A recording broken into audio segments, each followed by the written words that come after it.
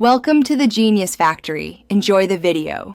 You start by confirming your Realme UI version and the exact Android build so settings match. This avoids hidden menu differences. Once done, pick the DNS servers you intend to use, for example 1, 1, 1, 1 or 8, 8, 8, 8, and keep them copied. Now open Settings, tap Wi-Fi, and long press your connected network to view Modify Network. Make sure you have the network password handy because you will reconfigure IP settings. You now edit the connection. In Modify Network, choose Advanced Options and switch IP settings to static so DNS fields appear.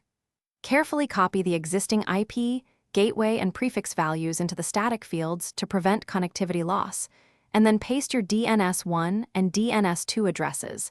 This ensures only name resolution changes. Once saved, reconnect to Wi-Fi. You might need to toggle Wi-Fi off, and on so the system applies the new DNS immediately. You finish by testing. Open a browser and load a few sites, or use a DNS check app to confirm resolution and latency.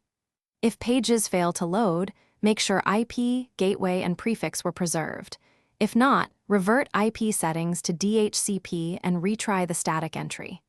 As a quick troubleshooting tip, try an alternate DNS provider or clear the device DNS cache by toggling airplane mode. This often fixes persistent resolution problems without deeper changes. Thanks for watching. If you found this helpful, don't forget to like and subscribe.